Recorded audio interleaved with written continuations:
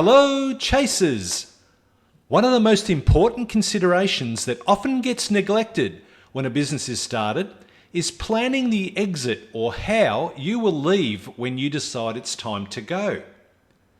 Stephen R. Covey, in his brilliant book, The 7 Habits of Highly Effective People, addresses this issue in his second habit: begin with the end in mind. In the context of an exit strategy for our business, if we plan our end game or exit and have a clear vision of our desired direction or destination, we can take action to move us towards achieving that goal. Unlike most business owners who leave this until they are either forced to sell or decide that they've had enough and just want out, and virtually give their business away for nothing. I'm your host, Chris Becks, a financial and business advisor with over 40 years experience and the founder of the multi-award winning CBEX Business Solutions for Good. This episode is about how to exit like a pro. And today I'm joined by the elegant serial entrepreneur, Kerry Boulton from the Exit Strategy Group. Kerry has mentored many owners through successful business growth, positioning them for their ultimate sale. Now, in what Kerry describes as her fifth reinvention, she works with business owners to help them create their business exit strategy and life after the business, full of choices and possibilities. So let's dive into this episode. Kerry, thanks for joining us on the Chasers Channel podcast today. So that our chasers get to know you a little bit better, here are some warm-up questions that just need a one-word answer to. First one, morning, noon or night, your favourite time? Night. Rare, medium rare or well done? Medium rare. Mm-hmm. Drink of choice, red or white? White. What's the first thing you think of if I say tomato? Tomato. Last interesting person you met? Oh, last interesting person I met was you, Chris. Oh, aren't you wonderful? Leader or follower? Oh, I'd like to think leader. Mm-hmm. Yeah. Superman or Wonder Woman? Oh, Wonder Woman, definitely. Yeah. Science or spirituality? Bit of both. I know it's only supposed to be one word, but yeah, a bit of both. Sure. Vegan or meat? Oh, meat. Mm-hmm. What chore do you most hate doing? Unpacking the dishwasher. What's better, experience or studying? Experience. Sunset or sunrise? Sunset. Last band or artist you listen to? Crowded House. Good one. Childhood or adulthood? Oh, adulthood, yeah. And nickname? Heza. Heza. Great. Okay, now finally our fast five, which are more personal. Where did you grow up? Sydney. Sydney girl. Okay. Yeah. What is your favourite book? You know what? I don't know that I've got an absolute favourite. You can't see them, but there's about 1,000 books to my left, and right. I just absolutely love books. Yeah. So yeah. But yeah, I couldn't say that I've got an absolute favourite that I go to. Fair enough. Yeah. And what is one of your superpowers? I think one of my superpowers is to be able to listen well, more than anything, listen well and be able to think on my feet. Yeah. Wonderful. What is something you wished you knew as a 20-year-old? Tough business is. Yes, certainly is. And what is something you are grateful for? I'm grateful for still being here in my life, quite frankly, well and truly, having lost my parents when they were very young. So yeah. I'm really grateful that I'm here. Yeah, wonderful. That's great, Kerry. Thanks for sharing. Now let's dive straight into the topic of exiting like a pro. one of the main issues to think about when you have a business is, of course, to have an exit plan. And growing up with my having had the opportunity to do a management buyout of a business, maybe I'm going to go back a little bit just to give you a little potted history, because as I mentioned earlier, my parents, each of them died very young in their lives, and my philosophy on life has always been plan for tomorrow, but live for today. So make the most of every day. And with my dad going at the age when I was only 15, and I looked after him for the last year of his life, I found myself out there in the workforce at 16, which these days people rarely do. But business, like commerce, business has always been something that I've enjoyed, and I figured that I needed to work alongside the best people that I could find. I got trained, spent 6 months doing training as shorthand and typing for me back in my vintage day. And so that was a really good opportunity to be able to be a secretary alongside, really talented people who taught me pretty much everything, because I didn't get to go to university and be formally educated like that. So that's why I answered the question about what's better, study or experience, because the experience of doing all of that really made a difference. And then so I eventually got into management positions and ultimately became general manager of a division of May Nicholas, which people listening may know, may not have known. It's since been acquired a couple of times and morphed into different things, so it's no longer with us. But back then, which was 1987, so probably most of the people listening to this may not have even been born then. But anyway, maybe yes, for those who were. So I had an opportunity to buy the business because May Nicholas had looked ahead and decided that they didn't want to be in, they had a lot of diversified businesses. They didn't want to be in many of those. They just wanted to be in the health industry, which is where they morphed into. And so divested of hundreds of the businesses that they had. So my husband and I had nothing basically in terms of money to be able to buy the business. So I had to go out and find investors. Now, I went to a very dear mentor who said to me, Kerry, you write the plan. If you can convince me, I'll help you get the money together. So I set about trying to write a plan, which of course in corporates, you do not write business plans to get investors. It's just not the sort of thing you do. And I struggled. However, I found a book that was just being published, speaking of favourite books. In fact, if anything, this might be it, really. A book had just been published from MIT, Massachusetts Institute of Technology, called Business Plans That Win Dollars. And I still have it. Wow. Yep. There it is, thumb through, Anyway, in there, I learnt about exit, and that if you wanted to get investors, you needed to have an exit strategy. And that was really my first exposure to understanding, you need an exit. You do, of course you do. And in today's world, for anybody who's watched Shark Tank or any of those types of programs, they will have heard the panel saying, what's your exit plan? What's the exit strategy? That will come up.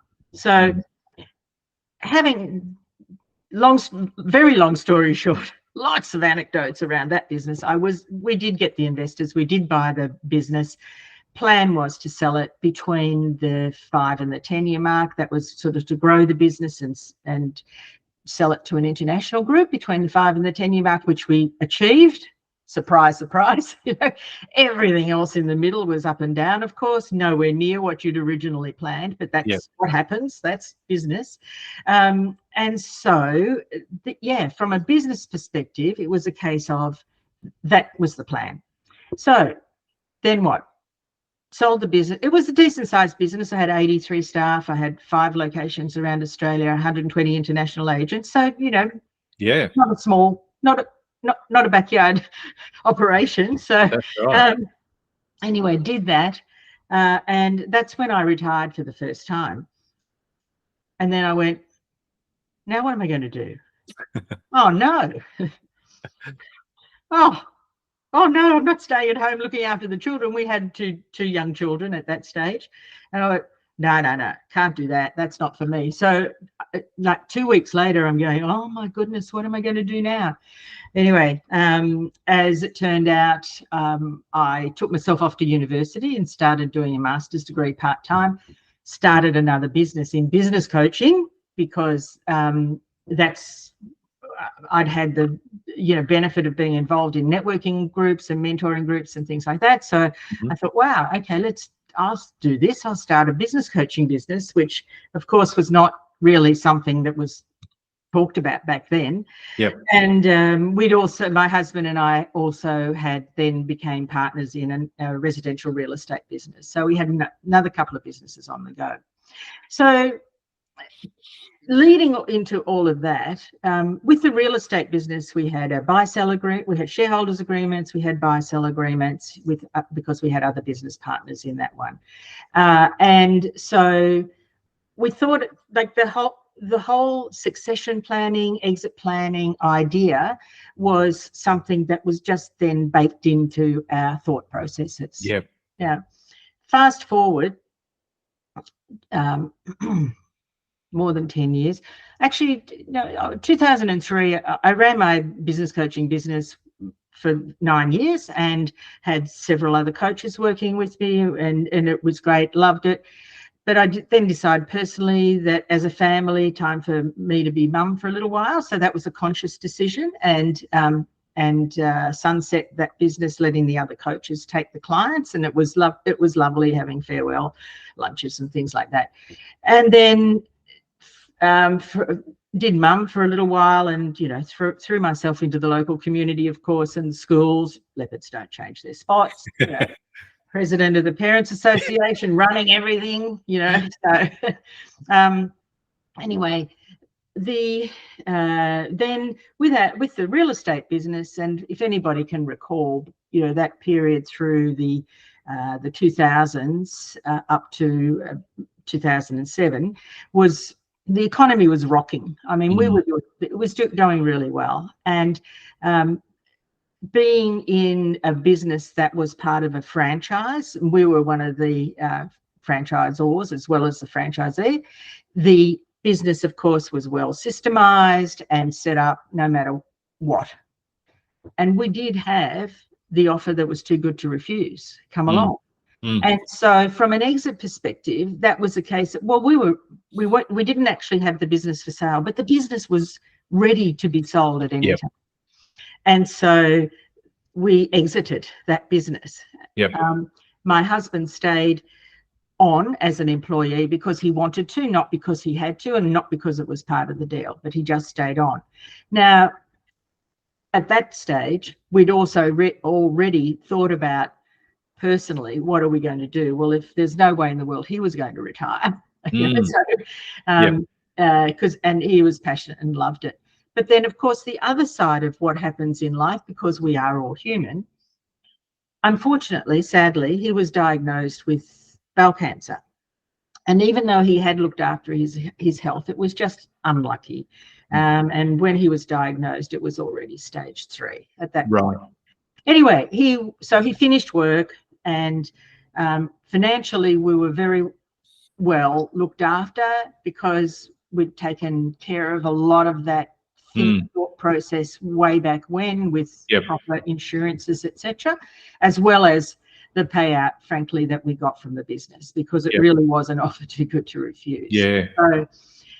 So business-wise, that was fine. And then he had an operation and treatment, etc., and he got well after about a year. So that's great. Yes, it was terrific. And then, but then it's a case of, well, now what do I do? And so personally, we decided that with another business partner, we actually started another real estate business, residential real estate business. And he went full bore into that. And I went back to doing my business coaching. But then I thought about it a bit and I thought, wow, at that point it was 2011. And I had a look at people of similar, age groups, baby boomers, looking at statistics, and more than 50% of small businesses, SMEs in Australia, were owned by baby boomers. And it suddenly occurred to me that nobody, like, what's happening out there? Is anyone think, because this exit is going to be approaching. Yep. And then I came across this press release from PwC, PricewaterhouseCoopers, also talking about the same thing, and that no one, because they'd done some survey work, no one was really thinking about or having an exit plan. Yep. So instead of just, and when I say just, but instead of concentrating on business coaching, I decided that it was time to start a personal mission, really, quite frankly, about educating business owners to think about what it is that you're going to do with your business. Because in a lot of cases, and I'm sure you'd see this too in the work that you do, Chris, 80 or 90% of their net worth is tied up in the business. That's it. And the thought process is, oh, well, I'm going to sell my business one day and that'll be what I'm going to live on for the rest of my life. Yeah. And unfortunately, the stats don't back that up at all. That's right. Only 20% of the businesses that get out on the market actually sell. Yeah. And not only that, unfortunately, people are forced to sell because they have some sort of event that might come along. I mean, I mentioned about what happened to my husband. Yep. We were out of our business at that point. But had that occurred while we were still in the business, it would have been a pretty devastating event to have happen. Notwithstanding, we did actually have insurance in the business that would have covered the other partners to buy us out, but not for what we got, quite frankly. We got a lot more, but so it's really thinking about, when you talk about exit, we talk about balancing what we call the three legs of the stool. So business readiness, financial readiness, and personal readiness, so that you can be ready and have some sort of control, so that you can exit, in your own time, at the pace that you want to, and in the style that you want.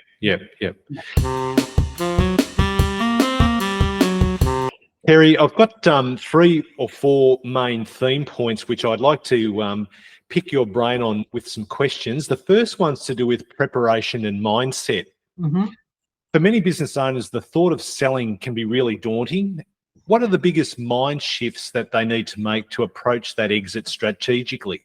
Well, I think that I'm really pleased you raised that now, because it is another area. It's in that personal readiness, which is around your identity.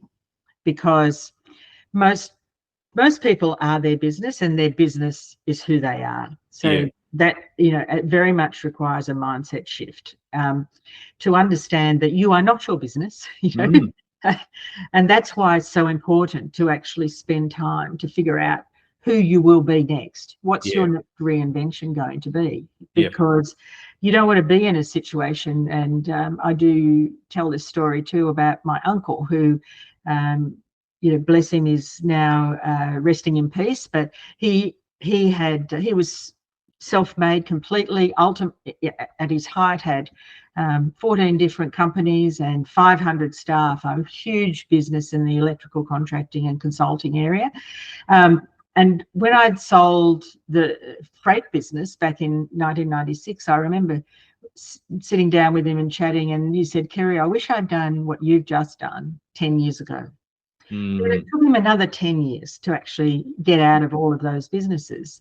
And I did say to him at the time, "Oh, what are you going to do, after you're out of everything?" "Oh, I'll play golf 3 days a week. I'll have lunch with my mates, and we'll do some more travel. It'll be great." And it was for about a year. And then he was in clinical depression. And did take another 3 years for him to actually get out of that. Of course, that takes its toll on the family, and he did get well. You know, he recovered well, and he spent just the grandchildren were the beneficiaries of his attention, and they loved it, and he loved it, and the whole family loved it. So you know, it all worked out in the end, but that requires a very big mindset shift, because you don't want to be in a situation you know, where you might be playing a bit more golf or something, or you're having a drink, and someone comes up to you and says, well, who were you when you used to be somebody? Because now you are someone else. So your identity is not, you are not your business, and your business is not you. That's right. Yeah. Kerry, how far in advance then, because we touched on your uncle saying about 10 years ago that he should have done what you were doing at the time. So how far in advance should a business owner ideally start planning for their exit, and what key milestones should they look to achieve within that time frame? Well, I mean, in an ideal world, you think about your exit at the beginning. So some idea, obviously, which is, I was fortunate to be able to do that thanks to, you know, the book. If I hadn't read the book, I wouldn't have known about it. And in that vein, I've actually written a couple of books, by the way. So, you know, you can make them available complimentary. So, but thank you. I say now, if you can give yourself 3 to 5 years, that is ideal. But if you can't, any time will do, knowing that it will take time. At least 3 to 5 years, and that'll give you time to get your business ready. Number one, make sure that you're ready, you know, address the thought processes around, well, what is it? What will I do next? And, you know, when I'm working with people, I take them through a really in-depth question, like a lot of questions to try and tease all that out. And I mean, as another example, I'm doing what I do. I am a demonstration of what I talk about. So living, breathing demonstration of what I talk about, because, you know, I love doing what I'm doing, and I do it because I love it. I don't need to do it. I just love doing it. And I'm still actively involved in the local community, you know, with our local sports club. That's something I really enjoy. I've been secretary for 22 years of our club. I've just handed the baton over for the canteen. Yeah, I'm done with the canteen. After 20 years, I'm done. But I still love to run the little cricket blast program, Milo Cricket in its early days, which, along with another friend in the neighbourhood, we started back in 1996, after I retired for the first time. And so I still love to do that. So, you know, aside from friends and doing a bit of travel and doing all those things, I mean, I love doing that in the community. And for years, I was involved in Rotary as well. I love that too. But, you know, my life got a bit too busy. So I just think that, you know, it takes time to figure these things out. That's why 3 to 5 years is a good time. If you can't, just do it now. Yeah, fair enough. So what are the common myths and misconceptions about exit strategies that business owners should be aware of? Well, people just generally think that the only way to exit your business is to sell it. Well, it's not. You know, there are many different options that you may have. I mean, obviously, selling to management, it could be one. It could be a family succession. That's another thing. But of course, that requires a different set of thinking about things to make sure that they get handed along. Structures are so important, you know, to make sure that you actually do have the right structure in your business. Sometimes people think that this might go against your grain a little bit, Chris, that their accountant is their best advisor, but they're not really. You know, I love my accountant, and they do great work for me. But when you're exiting your business, it's like a village. You know, the expression, it takes a village to raise a child. Well, it actually takes a village to help you exit and steward you through that process. So you've got to have your the right legal team. You've got to have the right estate planning team. You definitely have to have your accounting team. Yep. That's absolutely important. But there are so many other areas to consider that, having somebody help hold your hand and be a guide, help guide you through that process so that everybody's talking the same language. I mean, let me give you a little example as well, which is unfortunate circumstance recently where a will didn't speak to a family trust, and it created enormous complications for the living partner. So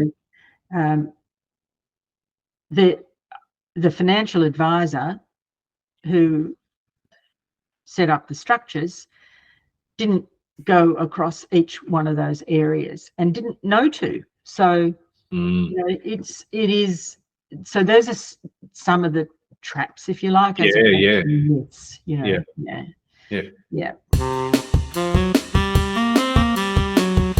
Fair enough. So we spoke about the identity that business owners have, and some assume that they're the business. How can business owners overcome that emotional attachment they have to their business to make those objective decisions for the exit? Well, you know what? I think just facing them is as much as, and being aware and understanding them. With a client that I'm currently doing some work now,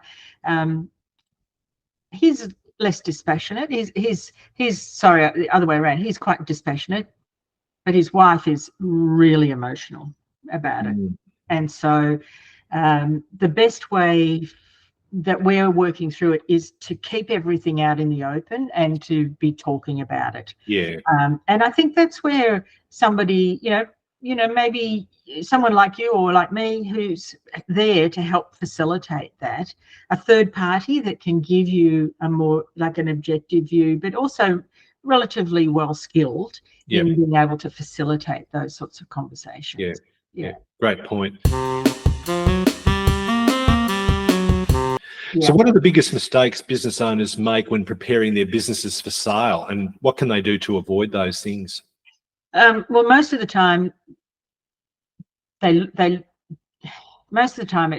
been their personal ATM. Okay.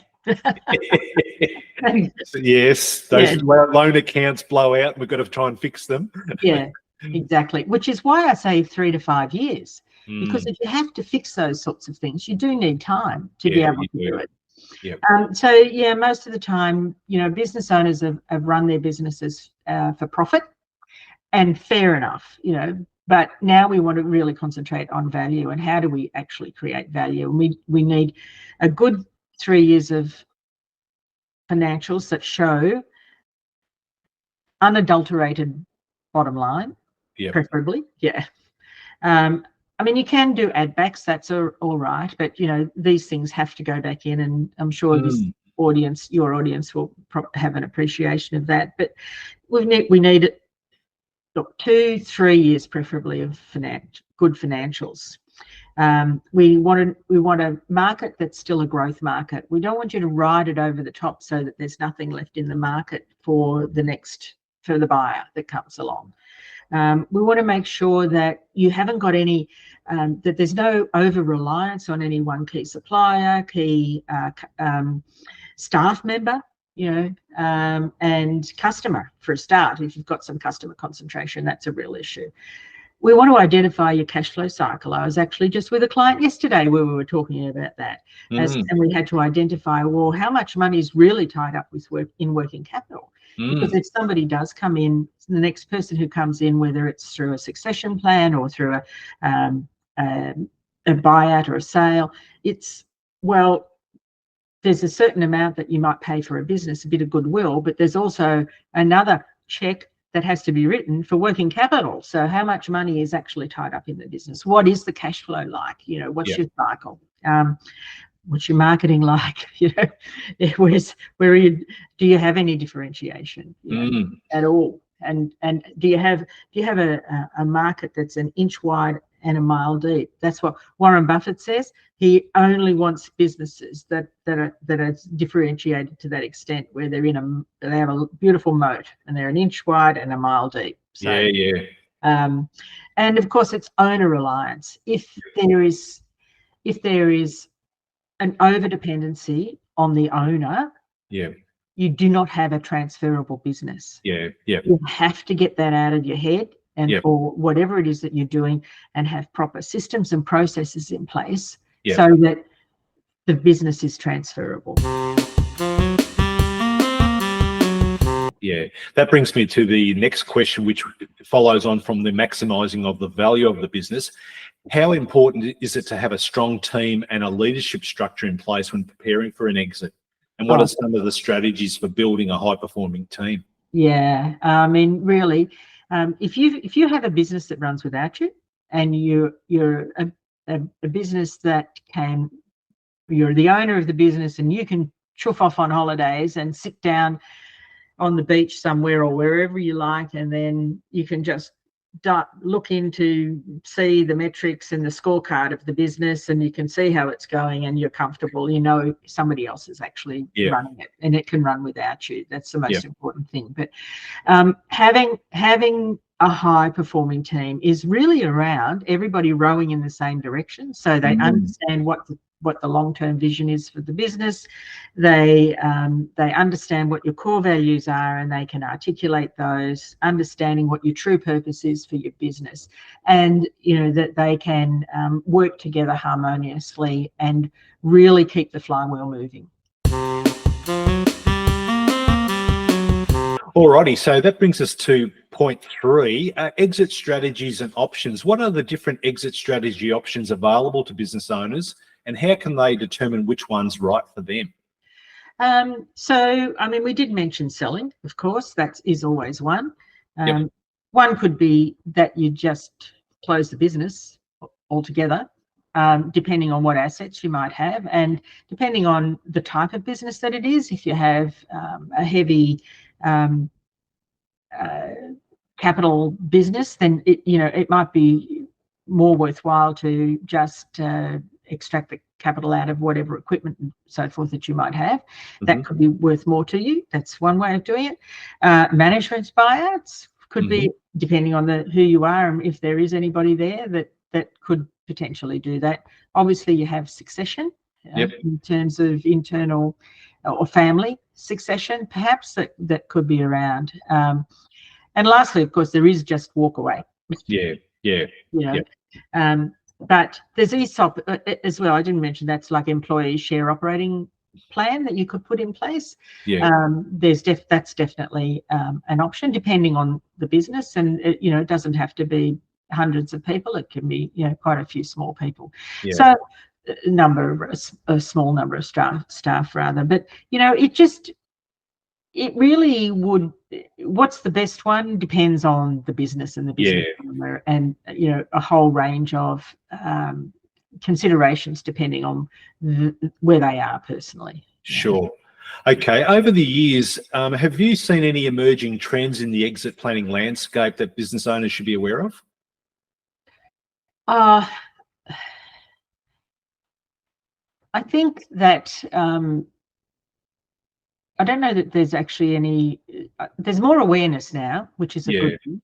There's definitely more awareness, and people are starting to think about it. I think that I don't know if it's so much a trend, but it's for small to medium-sized businesses. It's not always easy to find someone who can help you, with an overarching perspective.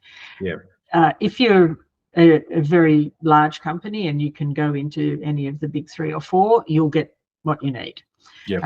But you need a lot of money to start there.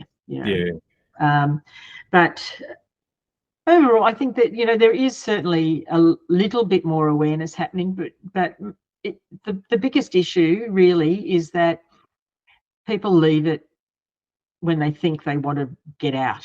That's honestly the biggest issue, instead of giving themselves enough time. That's right. So how can business owners prepare themselves for the negotiation process when selling their business? Because they might want a certain price, and all of a sudden someone comes in well under that, and they're totally shocked that the prospective purchaser is offering a figure so low. How do they overcome that with the negotiation process? Well, with a bit of luck, they're not the ones doing negotiation. I think that can be very difficult unless you're actually skilled at it, because you're too emotionally involved. And I think about that even when I bought the freight business. They knocked me back initially because they didn't think that I had the wherewithal. Surprise, surprise, couldn't sell it to anyone else and came back to me. And I should have said, yes, but the price has changed. But I didn't. So I think it's really worthwhile having somebody else do that for you, to do the negotiation, unless you are really skilled at it. As I said, because you are so, even if you think you're not, you are emotionally attached to that process. One of the other, especially if you've got to be careful if in fact you've been approached by, say, private equity, because there's a lot of money out there in the private equity world to buy businesses. I mean, we could spend another half day talking about some of the issues around that, but you've got to be careful when you might have somebody gives you a letter of intent, and they want exclusive rights they want exclusivity until they made a decision, and then they want to take you through a due diligence process where you basically lift the veil. And sometimes that can drag on, and if it does, you're in strife when that happens. And due diligence is really a process of somebody looking for a way to discount the price.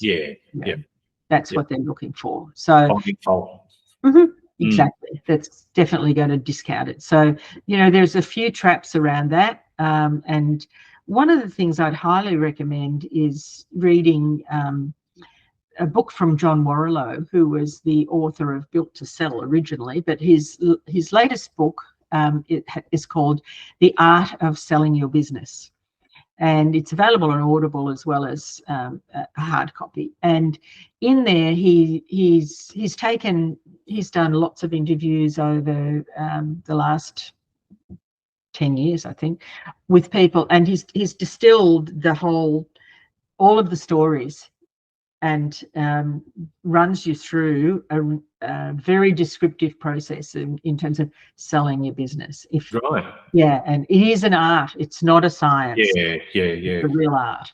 I had the opportunity. I've spent quite a lot of time with John himself personally over the years, and I think that's probably one of the best resources I've ever seen. Brings us then to the final theme, expert insights and resources. What are some of the biggest challenges you've seen in business owners facing during the exit process, and how did you help them overcome it? Look, I think the biggest challenge always is the realization that their baby isn't as beautiful as they thought it was. Unfortunately, to start with. So they have to get to that point and understand it. So I have a handful of tools that are really useful, because you basically self-diagnose, and in the reports that are produced from the answers that you give to the questions, you get some pretty objective information, which tells you that oh, what do you mean? No, so the tools that I like to use do give you feedback from different perspectives. So from internal perspective, from external, and potential buyers. So you can see what the marketplace is trying to tell you. And I guess with that type of diagnostic, it'll point you in the area, particularly if you're looking at retiring and exiting in, say, 4 or 5 years' time. you've got time to fix those things up and get your business in ship shape, ready for sale. You do. That's exactly why I say give yourself 3 to 5 years, because if you do have to make some changes, you know, you can do that. You can do that quite successfully, but it won't happen in 2 weeks or 3 months. It takes a bit of time. You know, and especially if you have to spend some time developing your processes and making sure that you can transfer what you have, and even to the point of getting all your documentation ready for due diligence. I mean, I take clients through a mock due diligence, if you like. So we're asking all the questions, and where is this information and where is that information? So you start to get yourself ready. Because, you know, the more prepared you are, then the more likely it is you're going to have a successful transaction. When that happens, no matter what type of transaction it is. Okay, and finally, what are your predictions for the future of exit planning in the next 5 to 10 years? And we spoke about how the baby boomers are all reaching that point in their lives where that's the next phase for them. Well, the baby boomers started exiting back in 2011, and the peak is 2028. So it's coming, because we're in 2024. That's interesting. To be somewhere down the track. Because I'll be 67 in 2028. So right on the money. And then it sort of tapers. However, the millennials coming through are well into their 50s. And they're already thinking about exit. I have clients now who are actually in their early 50s who are now thinking about exiting, like thinking about their exit plan. They're not actually wanting to exit now, but they're thinking about it. And they don't want to get to 60 or 65 and say, oh, I better do something about it. That's right. Too late. Well, it's not too late. It's never too late, but it isn't, you know, they're not doing the right thing by themselves. But there's also some other really interesting research that came out of the States that I got onto last year through the Exit Planning Institute, which I'm a certified exit planning advisor. I've done all that training quite a few years ago, but they just did a study exit planning is everyone has a much higher awareness of it now than they did when they did the survey back in 2013. So 10 years later, people are a lot more aware of it. But also generationally, there's a different set of values and attitude that people have. And with millennials especially, they're seeing the business there as not necessarily being their baby forever, but it's there to serve them. They're going to maximize what they can get from it and move on to the next. And so therefore exit is actually very much a part of their initial thinking rather than down the track. It's part of their psyche. Kerry, for listeners who want to learn more about how to exit like a pro and the Exit Strategy Group's services, what resources would you recommend they check out? Well, first of all, I have a couple of books which I'm very happy to make available to people, and they can certainly pop onto my website, which is simply theexitstrategygroup.com.au, and they'll see a tab at the top says books, and you know, you can just pop in there and you can order a copy. And they're hard copies; they're not PDFs that come electronically, because people never read those. No, it's nice to have a book. The hard copies can sit around for a little while, and suddenly you'll go, oh yeah, of course. And easy read, not hard.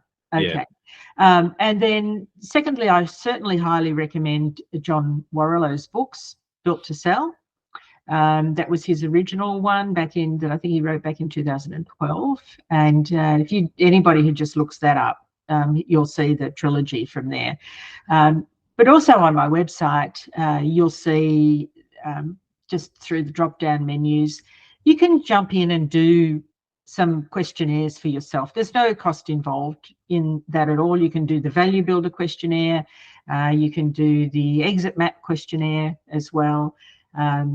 and you'll be able to get those resources that are entirely complementary. Fantastic. No, that's really really helpful. Finally, Kerry, what is one piece of actionable advice you would give to any business owner considering an exit? Just do it. Just start. Yeah. I call it. This I learned from one of my early bosses way back when. It's called the Goya principle. Get off your fill in the blank. Planning the exit of your business should be an early consideration when you are starting your business and not left to the last minute when you decide you've had enough and want to get out. If you are ready to start planning your exit in the next 5 to 10 years, make sure you engage an expert like Kerry to help you navigate your way to a profitable outcome. Thank you for sharing your knowledge with our chasers, Kerry, and for being part of our podcast. My absolute pleasure, Chris. Thank you. Thank you for listening. I'm Chris Becks, and I look forward to presenting our next episode to you real soon. If you enjoyed this episode and you'd like to help support the Chasers channel, we would love you to share it with your business friends and colleagues, post about it on social media, or leave a rating and review. To catch all the latest from CBEX Business Solutions for Good, follow us on Facebook at facebook.com/CBEX, Instagram @CBEX, and on the internet at cbex.com.